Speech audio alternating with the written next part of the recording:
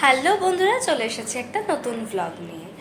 কাল রাত্রে যখন হোটেলে এসে ঘুমিয়েছি তখন প্রায় বাজে একটা।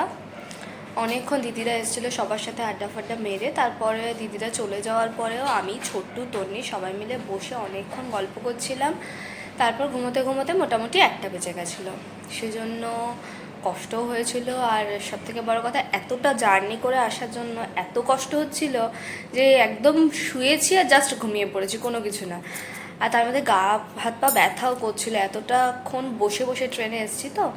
দিয়ে তারপরে ঘুম থেকে উঠেছি আজকে সকালে 9:30, পুরো পাক্কা 9:30।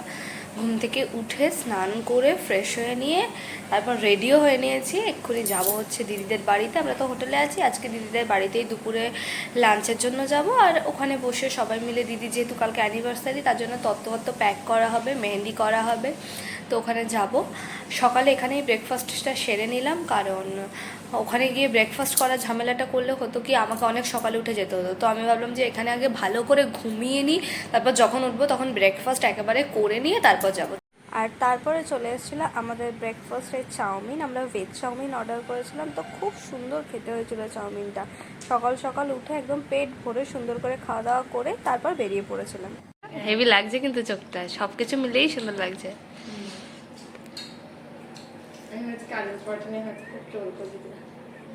তো ব্রেকফাস্টে দেখলে তোমরা, চাউমিন ছিল সকালে, খাওয়া দাওয়া করে দিয়েছি জাস্ট।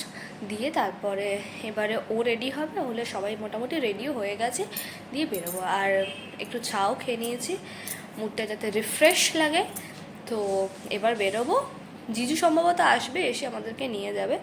সবটা তোমাদের সাথে আজকে শেয়ার করব, আশা করি খুব ভালো লাগবে। Thank you. তো ফাইনালি সবাই রেডি হয়ে নিয়েছি, এবার আমরা সবাই মিলে বেরোবো, দিদিদের বাড়িতে যাব। তারপর দুপুরবেলা কী কী হচ্ছে সবটাই তোমাদের সাথে শেয়ার করতে থাকবো, দেখতে থাকো। এই যে তন্নি সুন্দরী আমাদের, হোয়াইট ড্রেসে সুন্দর করে সেজে গুজে নিয়েছে, আর একজন উকি মেরে মেরে দেখছে। তন্নির দিকে দেখছো না আমার দিকে? আর ছোট্ট ইয়েলো পরি। সবাই রেডি হয়ে বাইরে চলে এসেছি। এবার এখান থেকে একটা অটো নেবো আর তারপর চলে যাবো। দুর্গাপুরের সব থেকে যেটা ভালো লাগে যে এখানে কিন্তু রাস্তাঘাট ভীষণ সুন্দর, তবে এখানে উন্নতি মানেই গাছ ফাছ কেটে ফেলে একদম চারপাশ ফাঁকা করে দেওয়া নয়। চারিদিকে যতটা পরিমাণ সুন্দর গাছগাছালি রয়েছে তেমনই কিন্তু সুন্দর মানে রাস্তাঘাট। তো যেমন উন্নতি রয়েছে তেমনই চারিদিকটা সবুজে ঢাকা, আর ওই জন্যই আমার দুর্গাপুর আসলে খুব ভালো লাগে পরিবেশ। অটো একদম নামিয়েছিল দিদিদের বাড়ির একদম সামনেই। আর এই যে বাড়িটা দেখছো, এই বাড়িটা হলো আমার দিদিদের বাড়ি। তো আমরা তারপর টুকটুক করে ঢুকে পড়লাম দিদিদের বাড়িতে। ওরা সবাই ভেতরে ছিল, তো সেই জন্য প্রথমে বুঝতে পারিনি আমরা এসেছি। চলে এসেছি দিদিদের বাড়িতে। অটোতে মোটামুটি হোটেল থেকে এখানে আসতে 30 মিনিট মতো লাগে। আর রাস্তাটা অসাধারণ, মানে এত সুন্দর একটা মানে ন্যাচারাল বিউটি রাস্তাটা, পুরো গ্রিন চারিদিকে, প্রচুর গাছপালা, খুব সুন্দর লাগছে দেখার সময়। দিদিদের বাড়ি আসলে সবচেয়ে বেস্ট পার্ট হলো দিদিদের বাড়ির এই সুন্দর রাধাকৃষ্ণের মন্দির, যেটা সব সময় সুন্দর করে সাজানো থাকে। আর রাধাকৃষ্ণকে দেখো কত সুন্দর করে সাজানো রয়েছে। আসলে পিসে মশাই, দাদা সবাই আর কি বৈষ্ণব দীক্ষা নেওয়া, সেই জন্যই এত সুন্দর করে রাধাকৃষ্ণের মন্দির বাড়ি।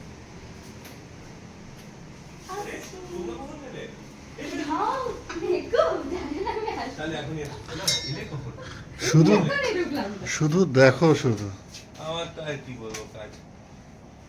বসো বসো বসো। নেহা কই?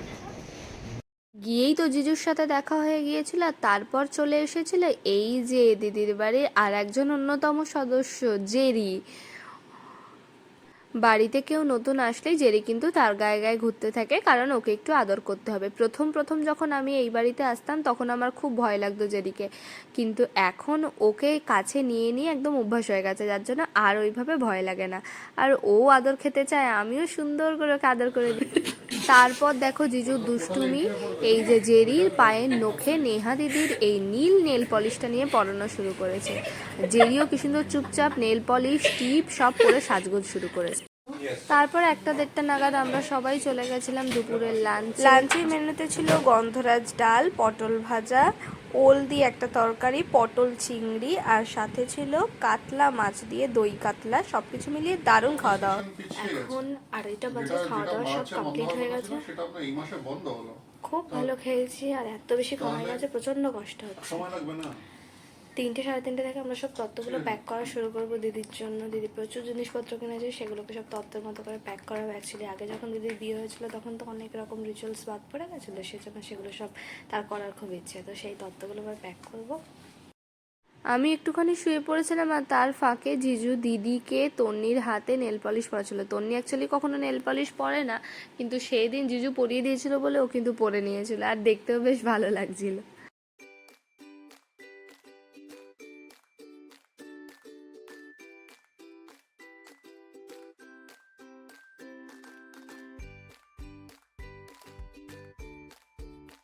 এবার শুরু হবে আমাদের তত্ত্ব প্যাক করা। তো এই যে দেখতে পাচ্ছ দিদি সব কিছু এক জায়গায় করে রেখেছে, আর এই ব্যাগটার মধ্যে রয়েছে সমস্ত শাড়ি, দিদির শাড়ি, দিদির মা মানে আমাদের পিসিমণির শাড়ি, সব কিছু প্যাক করা হবে। 18টা মতো তত্ত্ব প্যাক হওয়ার পর তারপর বসে পড়েছি মেহেন্দি করতে। দিদির বিয়েতে যেহেতু মেহেন্দি পরার সুযোগটা পাইনি, তাই অ্যানিভার্সারির সময় সেই সুযোগ আমি মিস করছি না। অ্যাকচুয়ালি মেহেন্দি পরতেও আমি খুব ভালোবাসি, তো সেই জন্য বসে পড়েছিলাম মেহেন্দি করতে। আর বেশ সুন্দর করে পরিয়েছিল মেহেন্দিটা, দেখো সুন্দর একটা ডিজাইন, ছোট্টখাটোর মধ্যে বেশ ভালো লাগছিল দেখতে। তারপর ও এসে আমার পাশে বসলো কিছুক্ষণ। তারপর সন্ধ্যেবেলা মোমো আনা হয়েছিল, সবাই মিলে মোমো, চপ এইসব খাওয়া দাওয়া হলো। তারপর 8-8:30 নাগাদ আমরা আবার হোটেলে চলে এসেছিলাম, আর ততক্ষণে অলরেডি খড়দা থেকে আমাদের ঠাম্মারা, ঠাকুরদাদারা সবাই চলে এসেছিল। তো রাত্রিবেলা আমাদের ডিনারের মেনুতে ছিল বিরিয়ানি। রাত্রিবেলা তাড়াতাড়ি খাওয়া দাওয়া করে আমরা আবার রুমে চলে গেছিলাম। কাল যেহেতু বড় সব প্ল্যানিং রয়েছে, অ্যানিভার্সারির সমস্ত রিচুয়ালস রয়েছে, তাই সেদিন রাত্রে একটু তাড়াতাড়ি ঘুমিয়ে পড়েছিলাম। তো তোমরা জানিও ব্লগটা কেমন লাগলো, আশা করি খুব ভালো লাগলো। দেখা হবে নেক্সট ব্লগে। থ্যাংক ইউ, আর ভালো লাগলে অবশ্যই চ্যানেলটাকে সাবস্ক্রাইব করে দিও।